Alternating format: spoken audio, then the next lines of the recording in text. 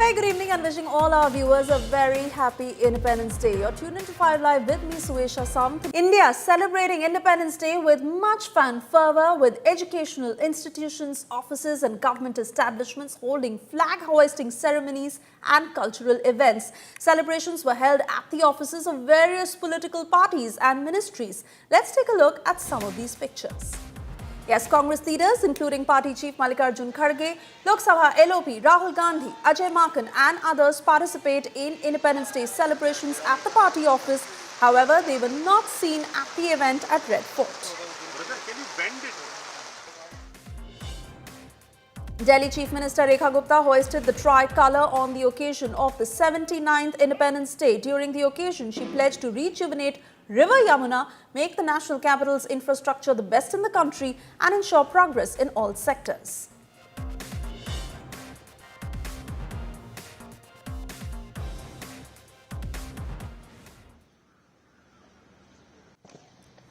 External Affairs Minister Dr. S. Jaishankar hoisted the national flag at his residence in New Delhi on the occasion of India's 79th Independence Day, joining millions across the country in celebrating the spirit of independence and national pride.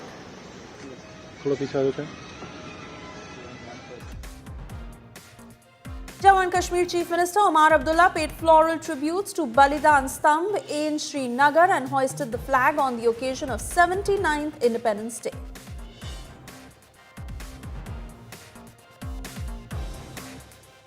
UP Chief Minister Yogi Adityanath hoisted the tricolour at his residence on the occasion of 79th Independence Day in Lucknow, extended his greetings to the people of the state on the occasion.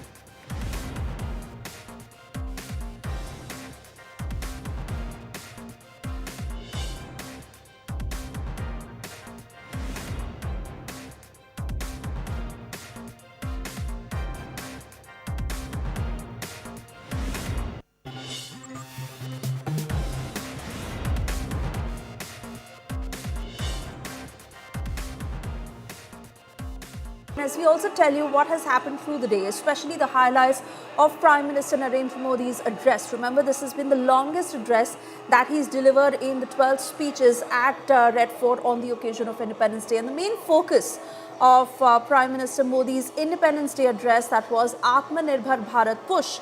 Prime Minister Narendra Modi's renewed call for self-reliance under the Atman Bharat initiative, urging India's youth, scientists and government departments to develop cutting-edge indigenous technologies. Getting you all the details in this news report.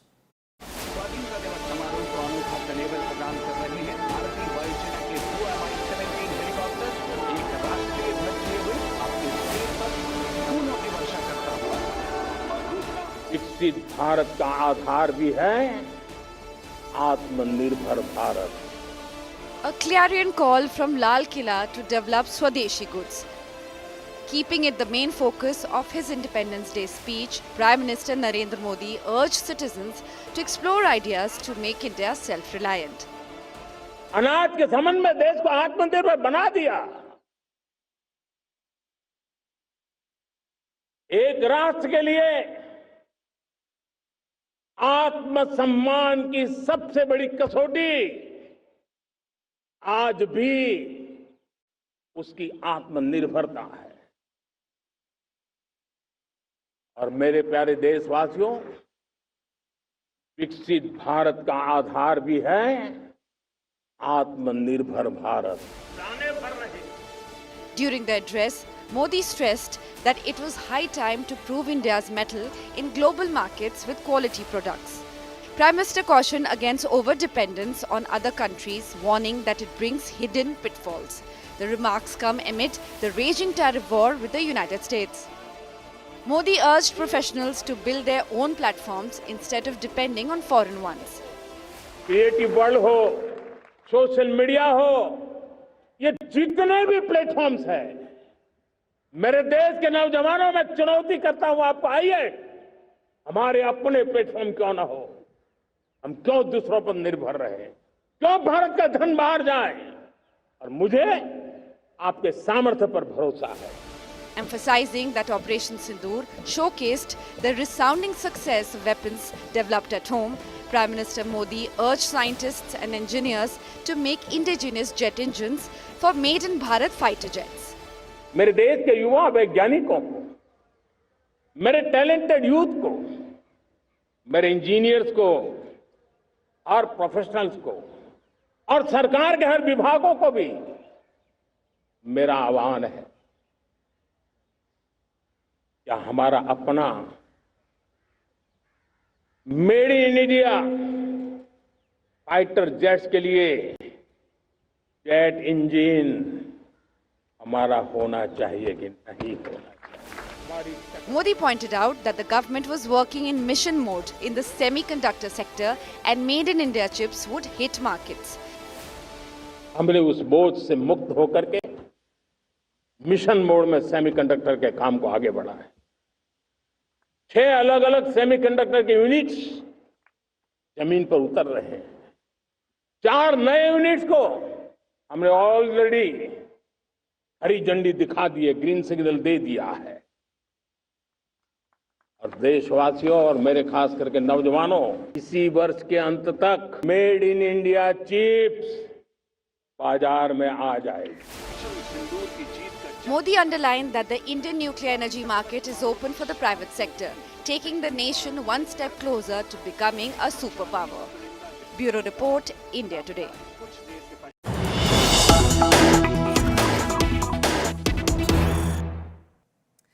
And we cut across to breaking news coming in. We are picking up this latest information from government sources on how the government has already sent its proposal to the GST Council.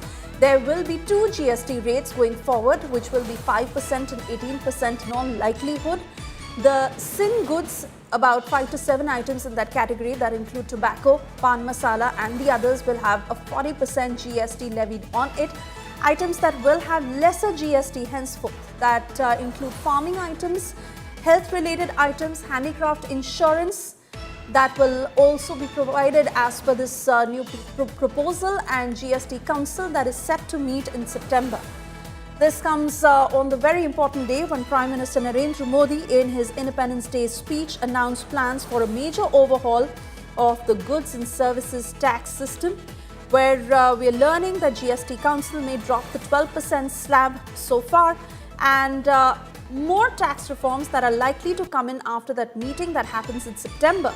But a further development that has already taken place where the government has sent its proposal to the GST Council. An inside scoop coming in on India Today, where this means that the GST rates, going forward will be at 5% and 18%. Let me cut across to Aishwarya Paliwal with further details of what this proposal includes and how this will make it much easier for the consumer, for businesses. Well, definitely, Suyesha, this will make it much easier. And the reason why we will see this happening is because once the GST rates come down, then we will see the prices of the commodities coming down. What government sources have told India Today is that they were getting a lot of feedback, a lot of surveys were being done, and all of them were speaking about the fact that they do need the GST rates to come down. The compliance also will increase many folds. More people will come under the tax net. That is also something that the government at the moment is looking at, and that's the reason why they now believe that we will see the consumption going up, and because of that, we will also see more people paying the tax. And also, those items, Suyesha, which you and I use, the common man uses, all those items will now see a reduction in the prices. And that's the reason why the government has said, and the Prime Minister, in fact, has given a timeline that this Diwali will be double bonanza. Let me also tell you, this is not something which has been done in the past 1 week or even in the past 1 month, but this is something that the government was very keenly looking at over the past few months. And now they are saying that they have sent a very detailed, a very comprehensive proposal to the council, the GOM, Now the council will look at it. They are hopeful that the next GST council meeting, which will take place in September, in that meeting, a stamp of approval will be given by the GST council. Oh yes, absolutely, Aishwarya. Thank you for those details. Certainly comes in as a relief. And of course, until it is implemented, the meeting that is to happen in September.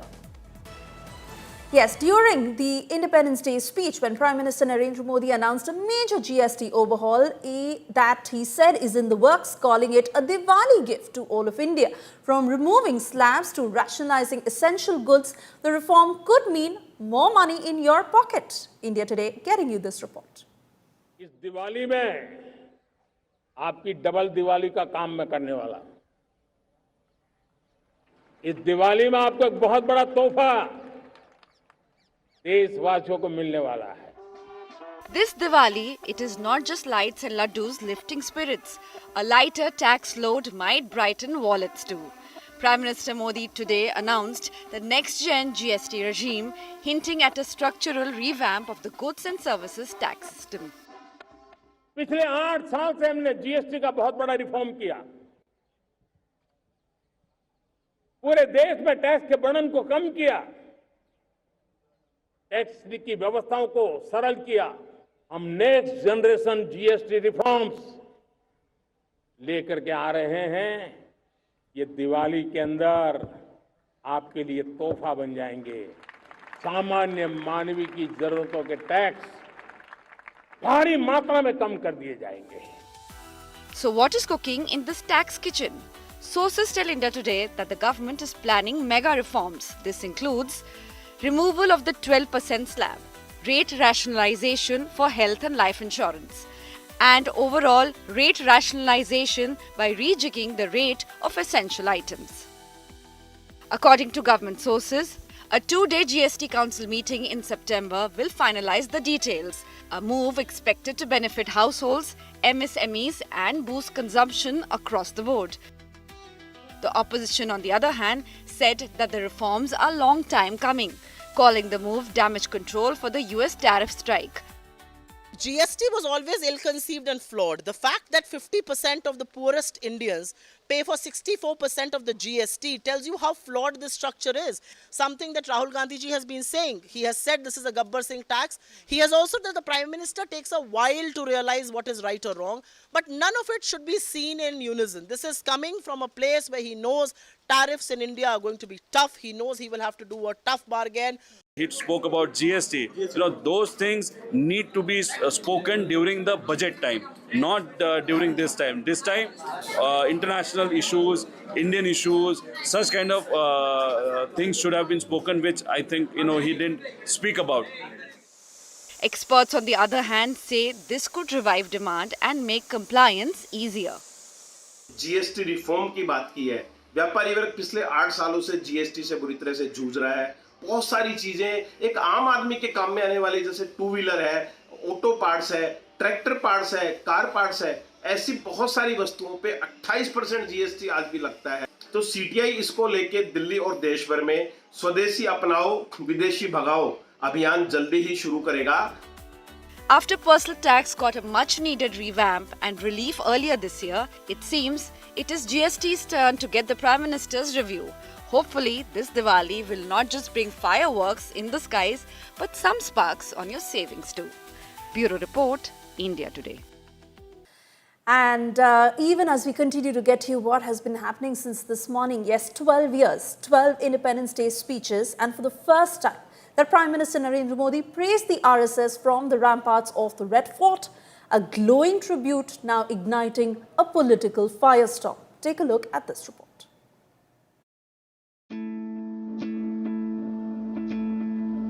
12 years, 12 speeches, but not one word about the RSS until now. For the first time, Prime Minister Narendra Modi broke that silence, and not with a passing remark, but with a glowing tribute. Calling the Rashtriya Swayamsevak Sangh one of the world's biggest NGOs, crediting it for nation building, saying it has served India for 100 years, and that he was honoured to salute their service on Independence Day. सेवा समर्पण, संगठन और अप्रतिम अनुशासन ये जिसकी पहचान रही है, ऐसा राष्ट्रीय स्वयंसेवक संघ दुनिया का ये सबसे बड़ा एनजीओ है। एक प्रकार से 100 साल का उसका समर्पण का इतिहास है। But that praise has set off a political firestorm. Both Congress MP Manikam Tagore and AIMIM chief OAC called this tribute an insult to freedom fighters. They accused the RSS of standing aloof from the independence struggle and of spreading division, not unity. Samajwadi Party chief Akhilesh Yadav hit out too, stating that the RSS was neither secular nor socialist. संघ का और उनके परिवार के लोगों का जो संघ परिवार है उसका रास्ता सेकुलर और सोशलिस्ट नहीं है। ये मुंह से तो हैं स्वदेशी लेकिन मन से नहीं, मन से विदेशी हैं। The words got sharper, the fight got personal. It is unfortunate because the same RSS was banned by Sardar Vallabhbhai Patel. He has not just undermined one of India's foremost freedom fighters, Vallabhbhai Patel, who had banned the RSS. His attempts to legitimize it will fail because this is the same organization that inspired India's first terrorist to kill Mahatma Gandhi. Nonetheless, the Prime Minister's effusive praise for the RSS has gone a long way in quashing rumours of a rift with the Sangh chief, even though it has come at the cost of a political firestorm. Bureau Report, India Today.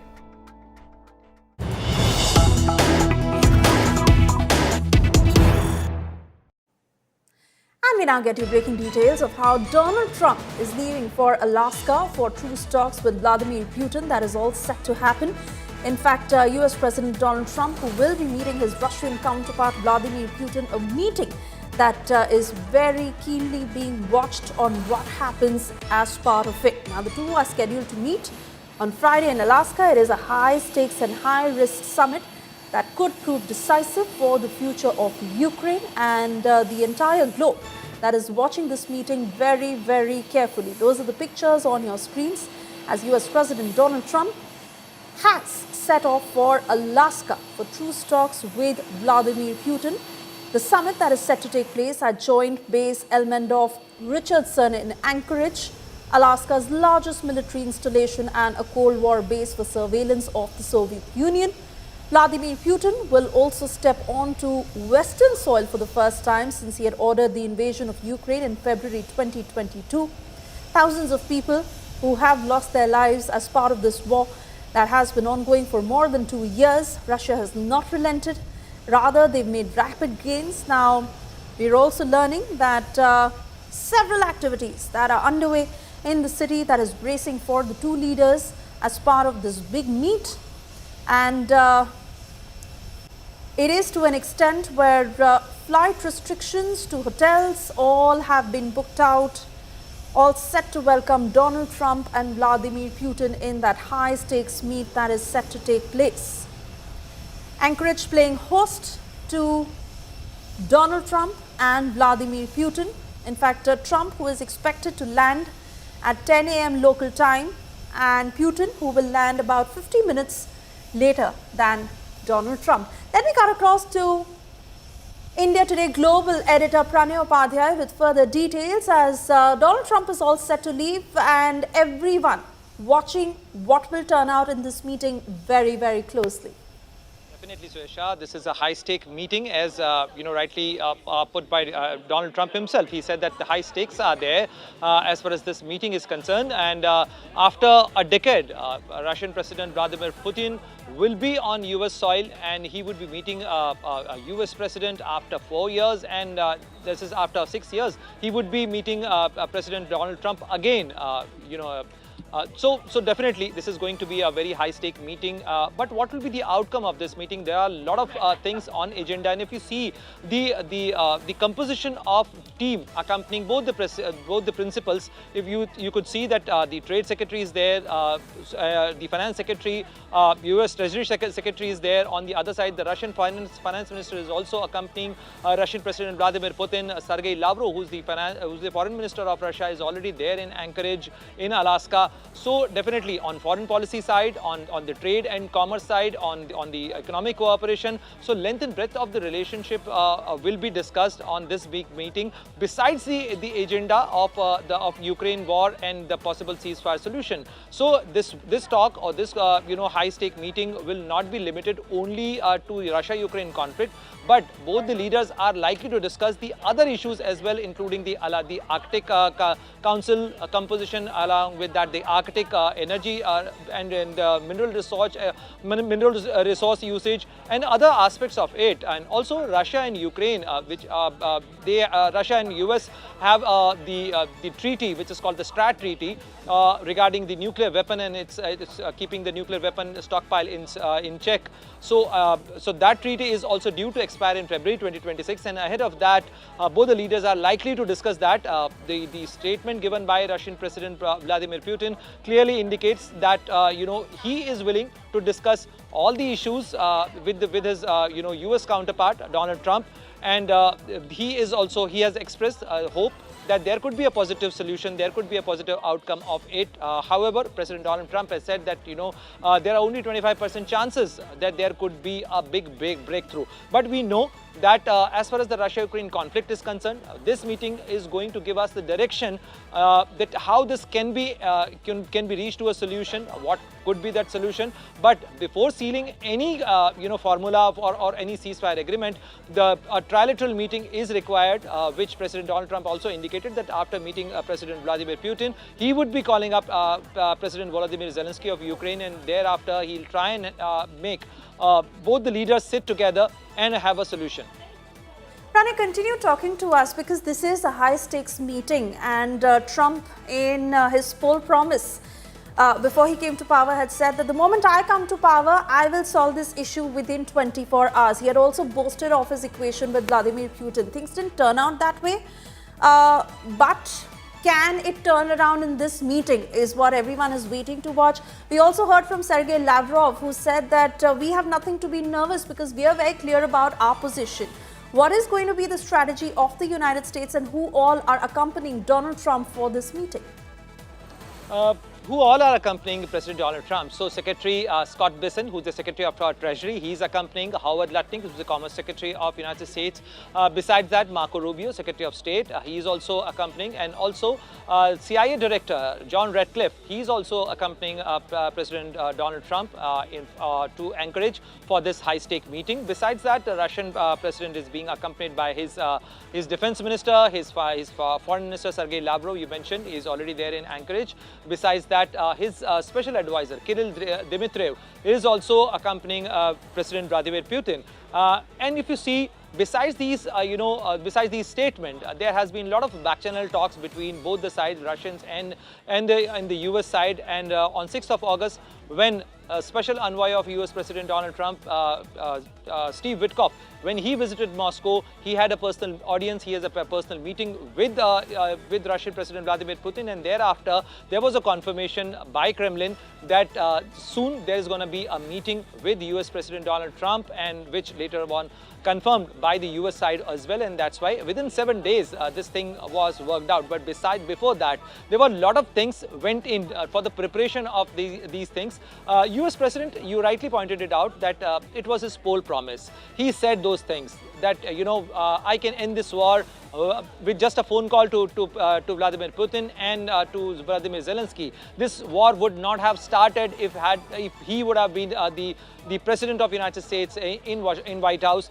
but it happened. And even yesterday, he expressed the hope, he expressed his willingness to engage with the Russian side, but he also warned the Russian side that if the talks fail, then there would be serious consequences for Russia, because we know that on the Capitol Hill, the Sanctioning Russia Act which is a bipartisan act, which is there for the consideration, which allows 500% tariffs on Russia, and also the secondary tariffs on countries, those who would do business with Russia. So definitely it has, we as Indian, India also have interest in this summit, because we are facing Right. this additional 25% tax tariff just because we are buying Russian oil.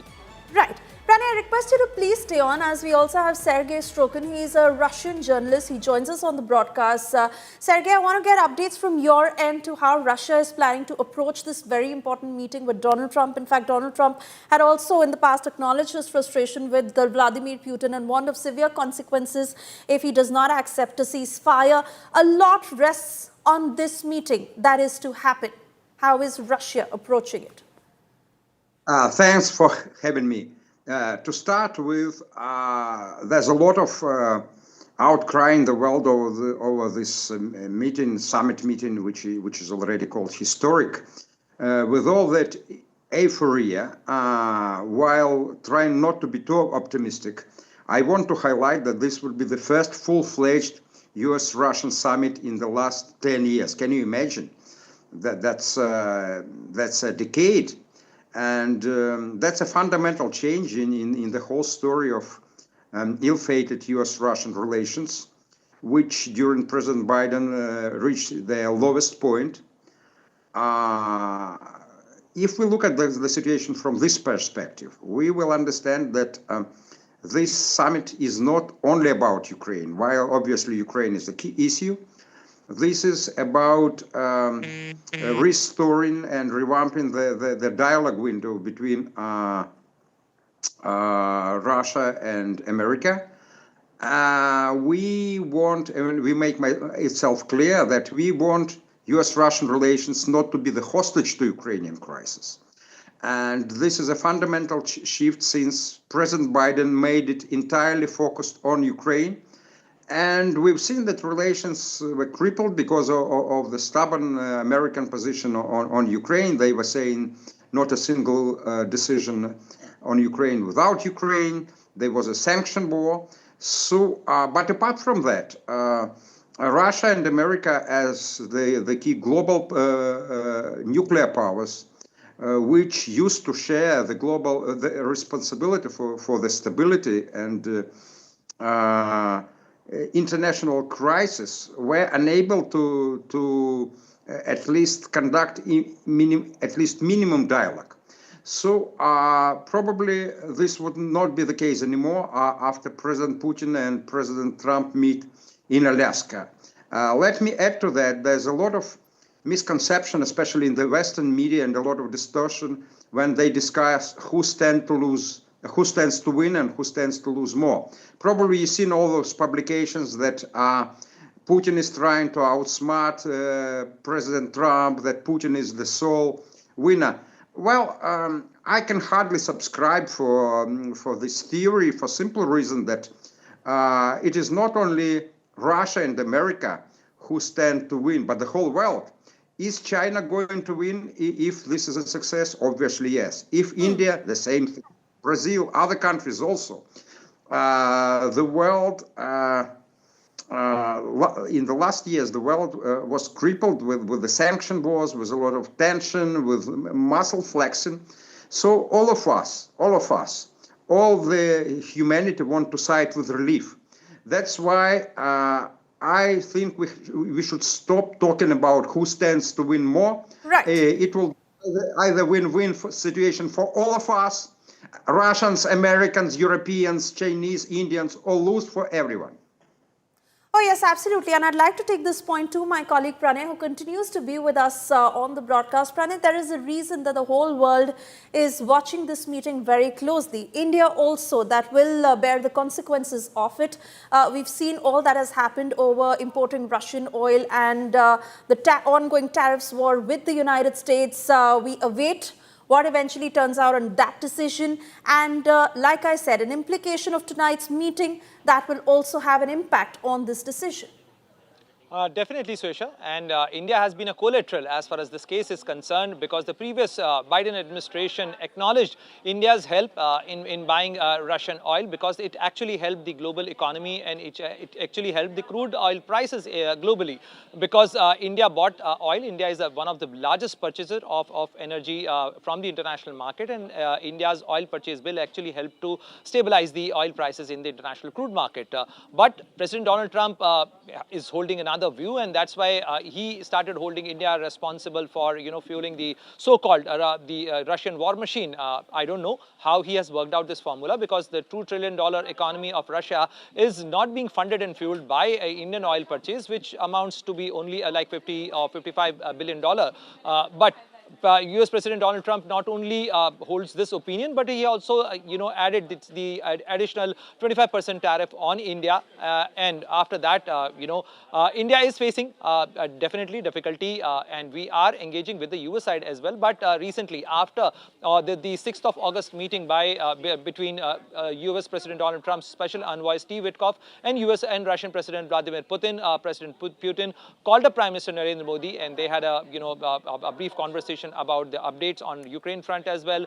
He also briefed him about his probable and possible meeting with the US President Donald Trump, and as well as the international and regional issues of mutual concern and mutual interest. So definitely Russia is also aware about the fact that any secondary tariff added by US side will actually strain the relation with other countries as well, and also the economy of the partner countries who are doing business with Russia. So I think he's also mindful about the fact, as our expert rightly pointed it out, that the kind of composition we are looking on the Russian side, President Putin is traveling with his defense minister, he's traveling with his finance minister, he's also traveling with his special envoy Kirill Dmitriev. So clearly he is looking at this meeting in terms of bilateral engagement with the United States, larger issues right from the international cooperation between US and Russia to the bilateral trade cooperation between the two countries, and also the Arctic, and the Arctic cooperation between and the energy or mineral resource usage in that region with the United States. So definitely President Putin is looking at this meeting with a larger agenda, and where the Russia-Ukraine conflict will definitely be on the table, but the conversation will not be restricted to Russia-Ukraine conflict alone.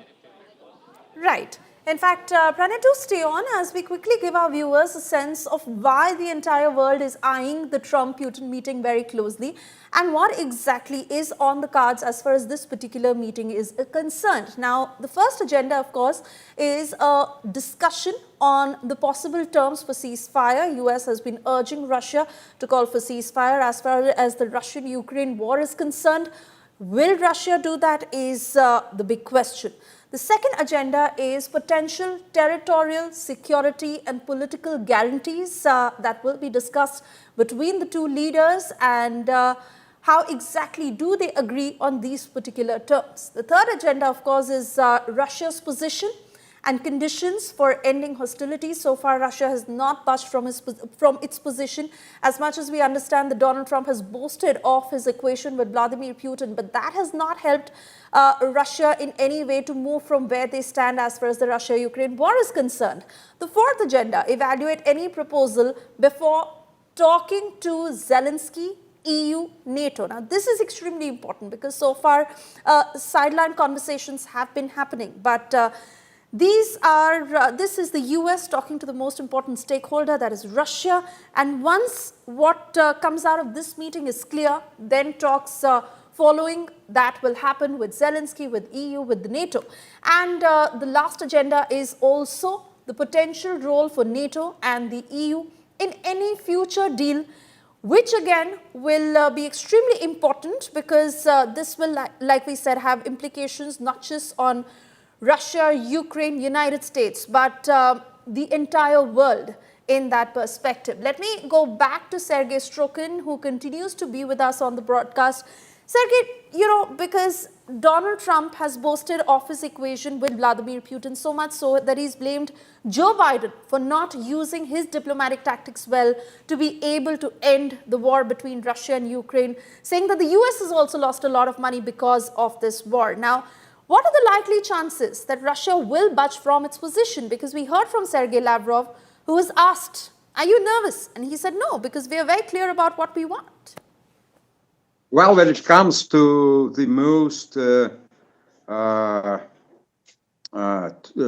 difficult situation, and when it comes to the conflicts like Russia-Ukrainian conflict, the key issue obviously is territorial dispute, and Ukrainian crisis is not an exception. As things stand now, there's no any indication that Ukrainian side is in a position, is willing to negotiate any questions of the swap of the territory. Just a bit of a background to you. Before Alaska summit, we had three rounds of negotiations, Russian-Ukrainian negotiations in Istanbul. We tried to talk to Ukrainians, but there was no any single sentence, even not a single word in their proposals which were related to the future of Ukraine, to the swap of the territories. The only thing which we're saying, we just need immediate ceasefire. Immediate ceasefire. That's all. And just before Alaska summit, President Zelensky made his nationwide appeal saying that I am not in a position to discuss all territorial issues because this is banned by Ukrainian constitution. I can't go be against the Ukrainian constitution. Then when you're asking me what sort of breakthrough can come, right, it takes two. If Ukrainian side is saying we are not discussing this is a non-starter, we are not going to discuss this. All right. Then there should be some fundamental changes in their position.